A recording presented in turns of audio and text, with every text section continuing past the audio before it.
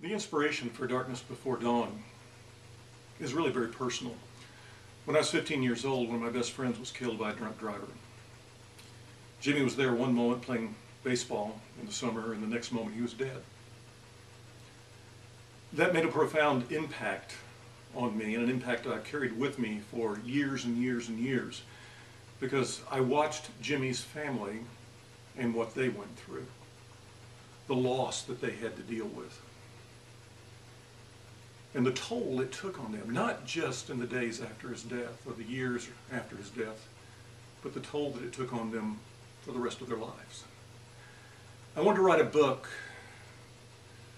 that used that experience in a new way, bring it up to date, and also show the toll it can take on us today.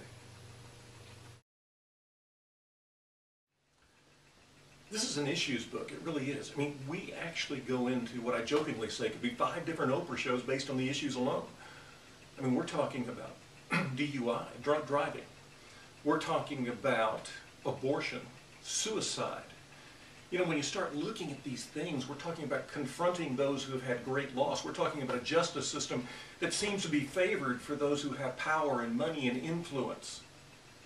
And when you think about those things, in one way or another, they all affect our lives. Yet we rarely read about them in books, and we rarely hear about them. We like the stories where everything goes right for the hero moment. Maybe something comes in and they're able to solve it pretty quickly and move on. And that's not this kind of book. This kind of book examines this in a real way. The people here are real. The people have real reactions. And the people don't always get it right. There is symbolism in the title, Darkness Before Dawn. What is the darkness? Well, our lead character in the initial part of this book talks about dark music. What is dark music? In her mind, the dark music plays when something bad that's about to happen. It's something that preachers or doctors sing, even if they don't vocalize it, right before they tell someone something bad. And the dark music entered her life when her husband was killed by that drunk driver. The problem was, this woman, Meg Richards, embraced so much hate, and her need for retribution was so strong that she snuffed out all the light that was in her life. She chased it away. She pushed it out. She didn't want light anymore. She wanted to live in the darkness, because in the darkness she could do what she really wanted to do, and that was get revenge. And the darkness is what this book is all about. And unlike Hollywood films that show people who are treated unjustly by the justice system, Meg Richards is no hero. We understand that. She may be doing what each of us would want to do in that same situation, but we also begin to realize how wrong it is. And we watch it destroying her life. The light is necessary. You can't give up on the light. In Darkness Before Dawn, we start out with Meg Richards. She's a really good person, and we love her. And we feel sorry for her, and we want to cry, and we want to hug her. And then Meg Richards becomes something else. She becomes the woman who is spiteful and vengeful and lives to hate someone else. And it really wipes out all of the good facets of her life. It's eating at her constantly. It's taking the humanity away. And though we identify with Meg Richards, we no longer really like her. And in doing so, we're also looking at a picture of ourselves.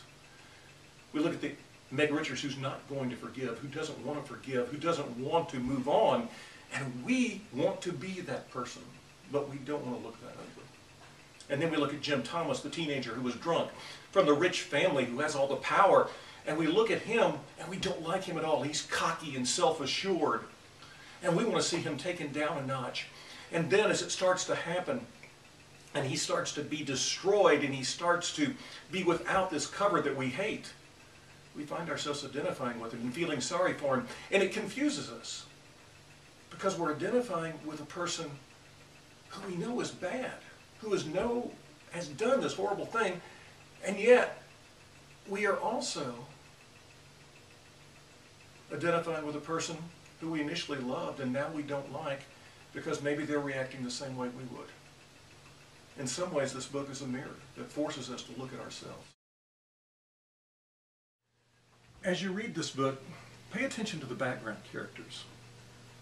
Meg's mother, the clergyman, her friends, the nurses she works with, the attorneys. Everyone in this book is someone out of your life. They're people you know. And just as those people you know shape your life, these characters influence and shape Meg's life. And it's an interesting structure here in this fictional town of Springfield as this book builds to see how each one of these characters reacts to the tragedy, to the trial, and to the aftermath. To see how they react to each other and to see how they react to this incredible change that takes place in this woman's life. The constant in this book is based on somebody I know. And I rarely put people I know into major parts in a book. But the Nancy in this book is very much like a Nancy I knew in my real life. The Nancy I knew fought cancer 3 times and finally died at the age of 33. Yet, when I asked her if she ever thought, why me, Lord? She said, why not me? I would rather have this happen to me than someone I know or someone I love. Nancy, therefore, has and continues to inspire me. And I wanted others to be inspired by her strength. And so while this is a fictional character, a lot of the wisdom that you find in this cancer patient came from the wisdom that I got when I knew Nancy. This character is also needed because this character brings light. And isn't it interesting that a character who's dying can explain life so well, the preciousness of life. And I think that is what keeps our lead character from going completely over the edge. What's the takeaway value in this book? I think the takeaway value beyond anything else is the pain, anguish, and suffering that happens when we fuel our life with retribution and revenge. Hollywood glorifies retribution and revenge. We see all kinds of heroes that have come out in the last generation who, when they are done wrong, they pick up a gun and they go out and get rid of everyone who's ever wronged them. And we cheer them on the screen. People idolize them.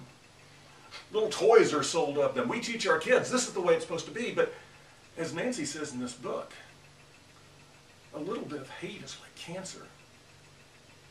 It eats at you and grows, and eventually it destroys you. And revenge and retribution will take away whatever humanity you have, and it will destroy you.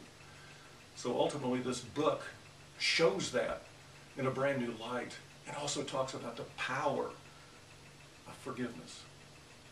And forgiveness may be the most powerful and yet most overlooked tool we have at our disposal. Darkness Before Dawn, therefore, is a special book. It's a book that has meant a great deal to me. It's a book that I'm so glad is finally out there in print. I'm overwhelmed by the reviews that we've gotten so far. And I hope that when you read this book, you'll be touched by the characters. You'll identify with them. You'll understand the course they take and the reasons they do what they do. And I hope it maybe better allows you to deal with something like this in your own life or help someone else through it. Because while there is darkness, the dawn always comes.